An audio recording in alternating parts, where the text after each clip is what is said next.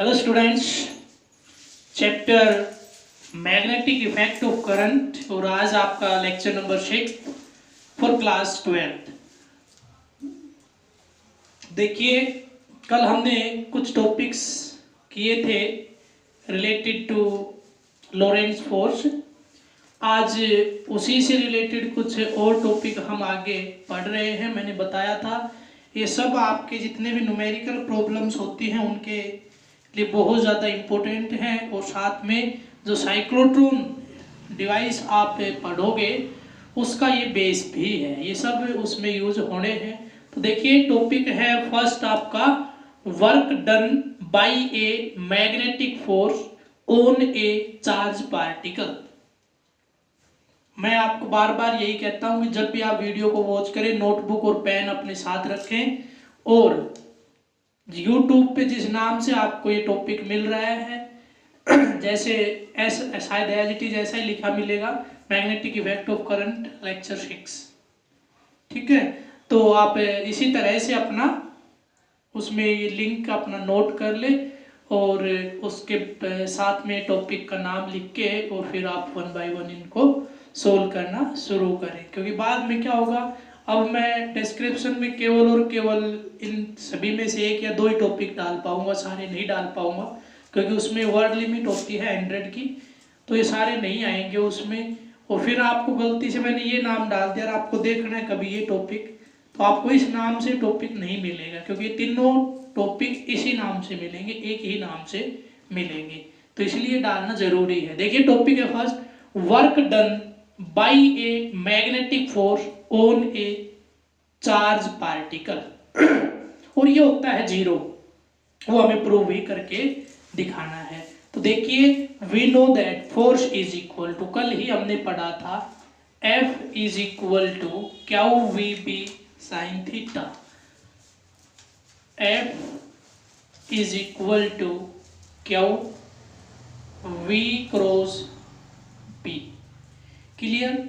और इसमें मैंने बताया था the direction of magnetic force is always perpendicular to the direction of velocity of the charge particle. It means ये और ये दोनों कभी भी एक सिंगल प्लेन में एग्जिस्ट नहीं कर सकते। तो यहां से मैं क्या करता हूं कि F क्रॉस डॉट V कर देता हूं इस साइड में, और उधर भी कर देता हूं V cross B dot V। तो यहां से देखिए, ये टर्म आपकी, ये दोनों आपस में कैसे हैं, परपेंडिकुलर। ये बनेगा आपका एफ वी कोस थीटा, और इनके बीच में एंगल है 90 डिग्री का।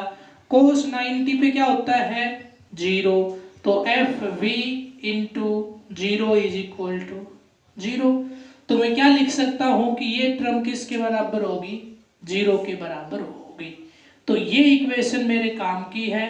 इसको चाहे आप दोबारा लिख लेना इक्वेशन को, अगले स्टेप में केवल ये इक्वेशन लिख के इसको नाम दे दिया मैंने इक्वेशन नंबर फर्स्ट। चलिए आगे प्रोसीड करते हैं हम। अब देखिए, according to force law F is equal to M A, लिख सकता हूं कि नहीं, न्यूटन्स लॉ ऑफ मोशन में हमने पढ़ा था, सेकंड लॉ ऑफ मोशन यही होता था। चलिए, अब मैं क्या करता हूं, इसमें मैं यूज कर रहा हूं यहाँ पे वेलोसिटी को, तो क्या लिख सकता हूं, m dv बाई dt कर सकता हूं कि नहीं, F is equal to this one. अब मैंने अभी अभी किया है कि इधर मैं कर दूं F डॉट v और इधर भी कर दूं डॉट v, तो ये तो किसके बराबर हो जाता है, 0 के बराबर हो जाता है। तो यहां से मेरे पास इक्वेशन मिल गई m dv by dt dot v is equal to 0। अब मैं देखो, आपने पढ़ा है कि वर्क एनर्जी थ्योरम के according work done is stored in the form of energy, और total change in kinetic energy is equal to work done. तो यहाँ पे मैं इसको काइनेटिक एनर्जी बनाना चाहता हूँ। क्या करना चाहता हूँ, काइनेटिक एनर्जी बनाना चाहता हूँ। तो मेरे को चाहिए 1/2mv²। क्या चाहिए? 1/2mv²। तो मैं इसको किस फॉर्म में लिखता हूँ, देखिए, देखो ये याद होगा तो ही आप कर सकते हो कि आगे मेरे को ये किस में कन्वर्ट करके दिखाना है, काइनेटिक एनर्जी की फॉर्म में कन्वर्ट करके दिखाना है।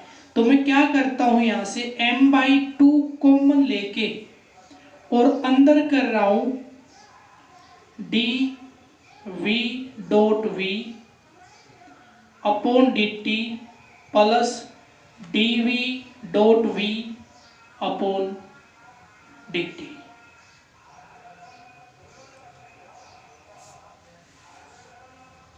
बताइए सही है? ये ऐसा मैं कर सकता हूं या नहीं कर सकता हूं?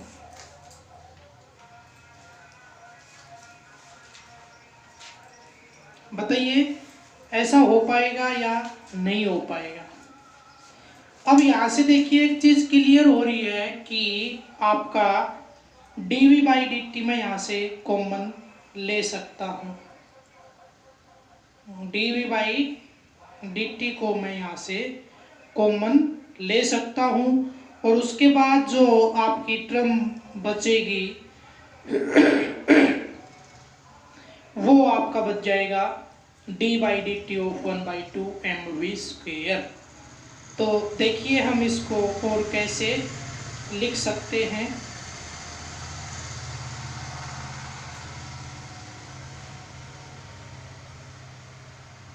तो इसको मैं लिख सकता हूँ 1/2m d/dt और अंदर कर देता हूँ v.v। तो ये आपके पास आ रहा है 1/2m dv²/dt। तो इस टर्म को उधर ले जाके मैं ऐसा कर देता हूँ d/dt ऑफ 1/2mv²। और ये किसके बराबर चल रहा था आपका? 0। किसके इक्वल चल रहा था? ये 0 के इक्वल। तो यहाँ पे मेरे पास आ गया d और इसको मैं लिख रहा हूँ k के नाम से, kinetic energy upon dt is equal to 0। तो यहाँ पे हो गया सॉरी d/dt इज, हाँ ठीक है, is equal to 0। It means k is equal to a constant. तो काइनेटिक एनर्जी यहाँ पे क्या होगी? कांस्टेंट होगी। यानी काइनेटिक एनर्जी के अंदर कोई चेंज नहीं कर रहा। कौन नहीं कर रहा? मैग्नेटिक फोर्स नहीं कर रहा। तो हम कह सकते हैं according to work energy theorem the total change in kinetic energy is 0, hence work done by the magnetic force on the charge particle is also 0। तो वो क्या रहेगा आपका? 0 रहेगा। नेक्स्ट टॉपिक की तरफ प्रोसीड कर रहे हैं। टॉपिक है motion of A charge particle in A uniform magnetic field. बहुत ही अच्छा टॉपिक है। यहाँ पे आपको जो रूल है फ्लेमिंग्स लेफ्ट हैंड रूल और राइट हैंड पाल्म रूल, ये दोनों आपको अप्लाई करने भी आ जाएंगे। चलिए देख लेते हैं। तो सबसे पहले वो आपकी मर्जी है, आप किसी भी तरह से मैग्नेटिक फील्ड ले सकते हैं। तो मैं मैग्नेटिक फील्ड ले रहा हूं। Consider a uniform magnetic field B directed perpendicular inward to the plane of paper. मेरे लिए क्या है? Plane of board. Plane of paper पे मैं मैग्नेटिक फील्ड की डायरेक्शन परपेंडिकुलर इनवर्ड ले रहा हूं। ये है मैग्नेटिक फील्ड की direction. Suppose any charge particle is enters in this magnetic field with velocity v perpendicular to the direction of magnetic field। भाई इस बोर्ड वाले प्लेन से अगर कोई भी चार्ज पार्टिकल इसके अंदर मूव करेगा तो इस b के साथ 100% 90 डिग्री का ही एंगल बनाएगा, क्योंकि ये जो डायरेक्शन है इस मैग्नेटिक फील्ड की, ये है इस प्लेन ऑफ बोर्ड और प्लेन ऑफ पेपर जिसमें आप लिख रहे हो उसके परपेंडिकुलर। और मैं इस पे एंटर करवाऊंगा इस प्लेन के पैरेलल, तो वो कैसा रहेगा, हमेशा ही परपेंडिकुलर। फिर भी मैं एक्स एक्सिस में इसको एंटर करवा देता हूं कि यहां से मेरा एक चार्ज पार्टिकल इसमें एंटर कर रहा है जिसकी वेलोसिटी है v। क्या है, जिसकी वेलोसिटी v है। क्लियर। अब देखिए मैंने रूल पढ़ रखा है F is equal to v cross b। मैं क्या को छोड़ रहा हूं, केवल डायरेक्शन के लिए लिख रहा हूं। तो पहले वेक्टर की डायरेक्शन में उंगलियां कर लीजिए, v की डायरेक्शन में मैंने उंगलियां कर ली, छोटे एंगल से होते हुए किसकी तरफ जानी चाहिए, b की तरफ। तो अगर मैं ऐसे कर रहा हूं तो नहीं आ रही, क्योंकि मैग्नेटिक फील्ड की डायरेक्शन तो परपेंडिकुलर इनवर्ड है। तो मैं हाथ को ऐसे घुमा के इस पोजीशन पे लेके आ रहा हूं। अब मैं अगर उंगलियों को ऐसे कर रहा हूं तो जो ग्रिप ऑफ द फिंगर है वो किस तरफ जा रही है, आपकी perpendicular inward to the paper, और वही क्या है, आपकी मैग्नेटिक फील्ड की डायरेक्शन है। देखिए थोड़ी सी दिक्कत आपको जरूर होगी, क्योंकि आपकी नोटबुक ऐसे आपके सामने रखी होगी और आपको ऐसे करके रूल लगाना पड़ेगा। तो आपके लिए इजी रहेगा कि आप इस चार्ज पार्टिकल को नीचे से एंटर करवा दो, ठीक है, वाई एक्सिस में, तो आप इजीली इसको अप्लाई कर पाओगे। ऐसे कर पा रहे हो बहुत अच्छी बात है, नहीं कर पा रहे तो इस डायरेक्शन से और करके देखिए। और समझने के लिए आपको ये थोड़ा सा चेंज करके भी देखना चाहिए कि जो डायरेक्शन मैं ले रहा हूँ उसके अपोजिट ले लो, मैग्नेटिक फील्ड को डॉट ले लो परपेंडिकुलर आउटवर्ड, वी की डायरेक्शन वाई एक्सिस में ले लो, फिर देखो किस तरह से आपकी डायरेक्शन आ रही है, और फिर एक बार चेकआउट करके देखो कि सही आई या नहीं आई। चलिए, तो यहाँ पे मेरे पास एक डायरेक्शन और आ गई फोर्स की, दैट इज अंगूठा कहाँ जा रहा था ऐसे करने पे, V क्रॉस B, और अंगूठा कहाँ गया, ऊपर की तरफ। तो इधर क्या चला गया आपका फोर्स, इधर क्या चला गया फोर्स।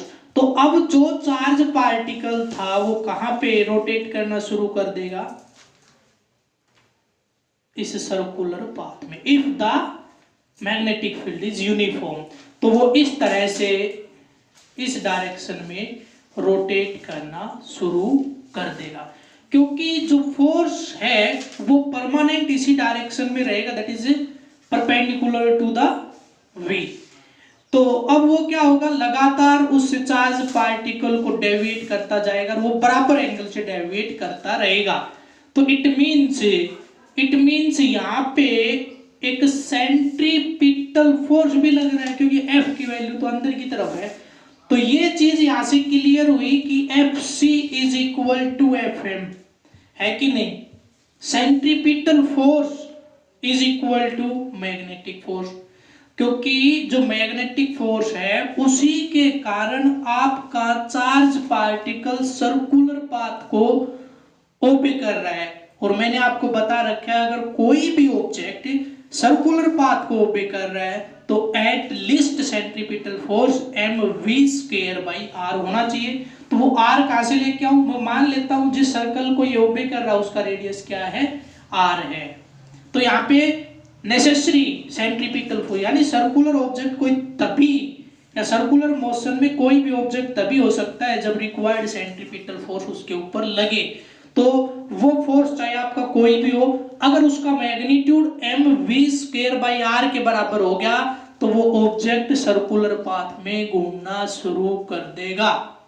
जैसे ग्रेविटेशनल फोर्स का magnitude, gravitational force between earth and sun is equal to the magnitude of required centripetal force, that's why earth is rotates around the sun. तो यहाँ पे मैं क्या लिख सकता हूं, mv²/r इज इक्वल टू, ये हमने पता है, ये हमें पता है क्या होता है, ये QVB। तो इसको मैं लिख रहा हूं QVB। तो साइन थीटा 90 डिग्री, यहाँ पे मैंने बताया V क्रॉस B है वो 90 डिग्री रहेगा। तो 90 पे आपका साइन 90 पे क्या हो जाता है 1। तो मैं केवल इस फॉर्म में लिख के चल रहा हूं, इस स्क्वायर से ये V कैंसिल, और यहां से मैं R के लिए इसको सोल्व करना चाह रहा हूं।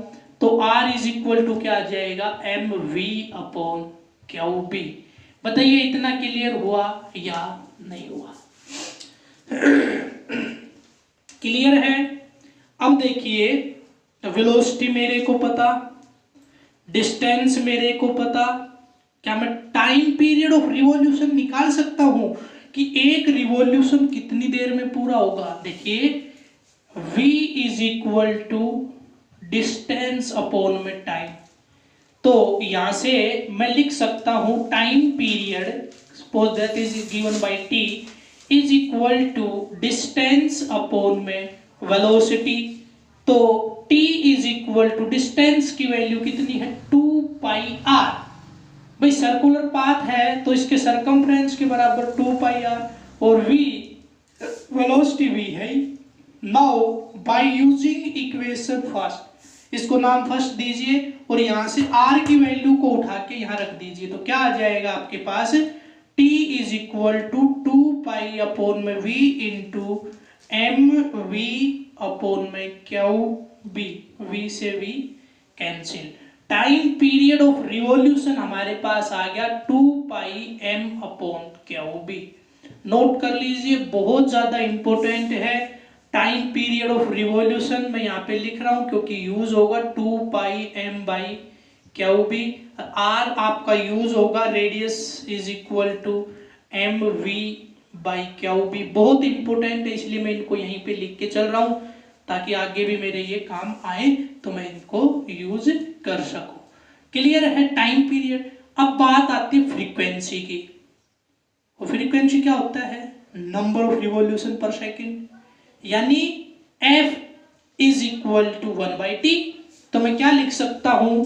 Frequency fc is equal to 1/t और विच इज इक्वल टू क्या बी अपॉन में 2 पाई m। क्लियर है? तो यहां से मैं फ्रीक्वेंसी के लिए भी फॉर्मूला लिख रहा हूं, fc is equal to Q B by 2 pi m। ये मान के चलिए कि साइक्लोट्रॉन जब हम पढ़ेंगे तो उसमें ये सारी चीज निकालनी है, ये बी फोर्स वगैरह सब कुछ निकालना है। तो ये मान के चलिए कि साइक्लोट्रॉन का बेस हमारा यहाँ से क्लियर होता जा रहा है। जो सारी चीजें उसमें वही है, उसमें एक चार्ज पार्टिकल को वेरी लार्ज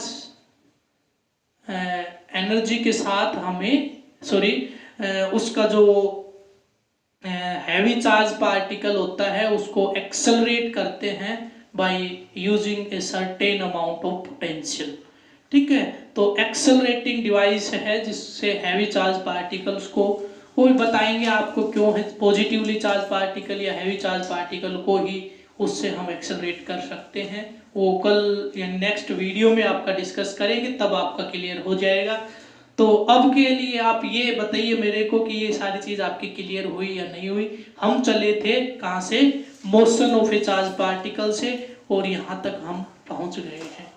ठीक है, अब देखिए अगर 90 डिग्री से एंटर करेगा तो क्या होगा? पैरेलल एंटर करेगा तो क्या होगा? एंटी पैरेलल एंटर करेगा तो क्या होगा? ये सारी चीजें आपको खुद देखनी है। मैग्नेटिक फील्ड के पैरेलल अगर एंटर करता है तो क्या होगा? जीरो, फोर्स अपने आप ही जीरो हो जाता है। फोर्स की कोई डायरेक्शन होगी नहीं, उसके ऊपर फोर्स लगेगा ही नहीं।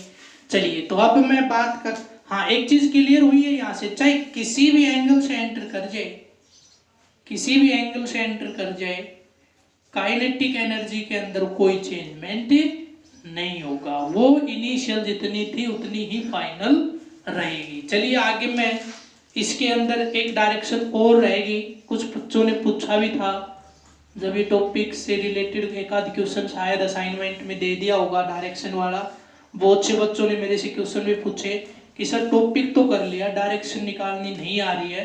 तो इसीलिए मैंने उनको अब तक उसका आंसर नहीं दिया है, क्योंकि वो टॉपिक अभी आपका क्लियर हुआ नहीं था डायरेक्शन निकालने वाला। अब आपका क्लियर हो जाएगा। अगर इसके बाद भी आपकी डायरेक्शन ना निकले तो मेरे से वापस आपको दोबारा पूछना है। चलिए देख लेते हैं।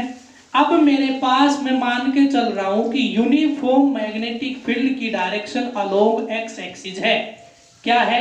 अलोंग एक्स एक्सिस है। Suppose any charge particle is enters inside this magnetic field with any arbitrary angle, किसी भी एंगल से, यानी ना 180 है, ना 0 है, ना 90 है, इसके अलावा कुछ भी हो सकता है। तो वो मान लेता हूं वो चार्ज पार्टिकल ऐसे एंटर कर गया, इसकी वेलोसिटी है v। Suppose this angle is theta. Now resolve the velocity into its two rectangular components, one is along this axis and one is along y axis। तो यहाँ पे होता है पैरेलल टू मैग्नेटिक फील्ड, तो इसको लिखते हैं v पैरेलल के नाम से, which is equal to v cos theta, और ये जो ऊपर वाला होता है इसको लिखते हैं v परपेंडिकुलर के नाम से, और which is equal to v sine theta. ये मेरे पास हो गया है, ठीक है। अब देखिए आपका जो चार्ज पार्टिकल इसमें एंटर किया उसके ऊपर दो कंपोनेंट हैं वेलोसिटी के, एक कंपोनेंट इस डायरेक्शन में और एक कंपोनेंट इस डायरेक्शन में, तो डेफिनेटली इन दोनों के ऊपर फोर्स भी अलग अलग डायरेक्शन में लगेगा। तो अगर मैं बात करूं force is equal to for parallel वाले के लिए Q V parallel B sine theta, clear. तो अब यहाँ पे अगर इसके अलोंग ये एंटर कर रहा है मैग्नेटिक फील्ड के, तो आपको पता है ये कितना हो जाता है, आपका 0 हो जाता है। तो इस डायरेक्शन में तो कोई फोर्स लगेगा नहीं, केवल जो वेलोसिटी जिस ऑब्जेक्ट जिस वेलोसिटी से या जितना कंपोनेंट वेलोसिटी का था केवल उसकी वजह से रेगुलरली आगे चार्ज पार्टिकल बढ़ता जाएगा। यानी अलोंग एक्स एक्सिस मेरे पास वेलोसिटी मिल गई है v is equal to v cos theta, इस वेलोसिटी से वो आगे along the direction of magnetic field proceed करता जाएगा। अब मैं बात करता हूं इसके ऊपर, तो इसकी अगर मैं बात करूंगा तो इसके ऊपर फोर्स लगेगा लेकिन उसकी डायरेक्शन कुछ और होगी। तो अब वो फोर्स किस डायरेक्शन में लगेगा आपको पता है, क्या वी बी साइन थीटा। तो अब वेलोसिटी की डायरेक्शन में उंगलियां कर लीजिए, ऐसे कर ली छोटे एंगल से होते हुए बी की तरफ, अगर मैं उंगलियों को उधर से लेके जाऊंगा तो छोटा एंगल है, तो इट मींस इधर से तो जा नहीं सकती, इधर से जाएंगी तो बहुत बड़ा एंगल, क्यों ना मैं हाथ को घुमा लूं ऐसे। तो अब देखिए perpendicular to the plane of paper, perpendicular to the plane of paper, और फाइनली आप पाओगे कि इस तरह से आपका चार्ज पार्टिकल रोटेट करेगा, क्योंकि उसके ऊपर दो कंपोनेंट हो गए वेलोसिटी के, दो कंपोनेंट, एक ऊपर की तरफ एक इधर। जो ऊपर वाला है इसकी वजह से उसके ऊपर लगा फोर्स जिसने उसको सर्कुलर पाथ में घुमा दिया, जो अभी हमने पढ़ा था। और एक फोर्स लगा आप सॉरी फोर्स इस साइड में है नहीं, लेकिन इस साइड में वेलोसिटी का कंपोनेंट था, इस वजह से वो सीधे पाथ के अलोंग आपका प्रोसीड करता जाएगा। बताइए इतना आपका क्लियर हुआ या नहीं हुआ। तो अब मैं बात करता हूं वही आर निकालने की। तो बताइए आर क्या रहेगा यहाँ पे, भाई आर फोर्स उस पे तो है नहीं आपका पैरेलल वाले पे, इसका मतलब उसके लिए तो रेडियस निकलेगा नहीं, रेडियस तो यानी सर्कुलर पाथ तो किसकी वजह से हुआ, इसके परपेंडिकुलर कंपोनेंट की वजह से। तो यानी मैं क्या कह सकता हूं, आर इज इक्वल टू, यहां से देखिए एम वी परपेंडिकुलर अपॉन में क्यू बी, और which is equal to M we sine theta upon Q B. ये मेरे पास आ गई आर की वैल्यू। फिर उसके बाद क्या निकालना होता है आपको, टाइम पीरियड। फिर क्या निकालना होता है, टाइम पीरियड। तो टाइम पीरियड निकाल के आर की वैल्यू यहाँ पे रख दीजिए, टाइम पीरियड निकाल के आर की वैल्यू यहाँ पे रख दीजिए। तो टाइम पीरियड क्या होता है, distance, that is 2 pi r, 2 pi r upon v, और वी कौन सा, परपेंडिकुलर। तो ये आ गया 2 पाई आर, आर की वैल्यू रख दूं डायरेक्ट ऊपर से नीचे उठा के। तो चलिए पहले वी परपेंडिकुलर क्या है, वी साइन थीटा इनटू इस आर की वैल्यू रखूंगा तो क्या है, m we sine theta upon क्या वो भी, इस साइन थीटा से वी साइन थीटा कैंसिल, और टी आपका वही आ गया, देखिए जो पहले हम लेके चले थे 2 पाई एम अपॉन में क्यू बी, क्यू बी वही आ गया। देखिए टाइम पीरियड जो यहाँ पे था वही यहाँ पे आ गया। इट मीन्स टाइम पीरियड तो अफेक्टेड हुआ ही नहीं, रिवॉल्यूशन टाइम पीरियड तो नहीं बदला। तो यहाँ से मैं कह सकता हूँ फ्रीक्वेंसी भी वही रहेगी जो पहले थी, यानी फ्रीक्वेंसी भी वही रहेगी क्यू बी अपॉन में 2 पाई एम, फ्रीक्वेंसी भी आपकी क्या रहेगी, सेम रहेगी। उसके बाद बात करते हैं जो डिस्टेंस एक रिवॉल्यूशन में एक्स एक्सिस के अलोंग ट्रेवल किया, जो डिस्टेंस एक्स एक्सिस के अलोंग एक रिवॉल्यूशन में ट्रेवल किया। देखिए ये आप पढ़ चुके हो 11th क्लास में, पिच के नाम से एक टॉपिक आया था शायद, सफेरोमीटर की पिच निकालनी सिखाई थी आपकी। यानी उसमें जो वो होते ना, क्या बोलते हैं उसको, ऐसे स्पाइरल चूड़ी जिसको बोलते हैं ना, ऐसे घुमा के अंदर स्क्रू के अंदर जो होती है। तो पिच का मतलब होता है कि जैसे एक बार कंप्लीट रोटेट कर दिया, यानी ये पार्ट आपका ऊपर की तरफ था, जैसे ना कोई सिंबल था यहाँ पे ऊपर की तरफ, वो मैंने ऐसे रोटेट कर दिया, एक बार रोटेट करने के बाद वो वापिस आ गया। तो अब ये स्क्रू इस बोर्ड के कितना अंदर गया या कितना बाहर आया, that is equal to its pitch, वो इसकी क्या रहेगी, पिच रहेगी। तो एक रिवॉल्यूशन में इस चार्ज पार्टिकल ने एक्स एक्सिस में कितना डिस्टेंस ट्रेवल किया, which is equal to its pitch, वो इसके किसके बराबर होगा, पिच के बराबर होगा। We know that distance is equal to velocity into time, distance is equal to velocity into time. तो मैं लिख रहा हूं pitch is equal to v parallel into time period, v parallel into time period. तो v parallel आपने पढ़ा है अभी अभी, v cos थीटा के बराबर होता ही है, और time period 2 pi m upon में क्यू b आया ही है, सबको आपका टाइम पीरियड फिक्स होता है। तो v पैरेलल क्या है, v cos theta, time period की वैल्यू रख दीजिए 2 पाई m अपॉन में क्यू b, ये आ गई आपकी पिच। किस नाम से जानते हैं इसको, पिच के नाम से जानते हैं। ठीक है, अब आपका लास्ट एंड बहुत ही इजी सा टॉपिक, केवल थ्योरी है, आपको समझना है कॉन्सेप्ट क्या है इस थ्योरी का। टॉपिक का नाम है वेलोसिटी सिलेक्टर।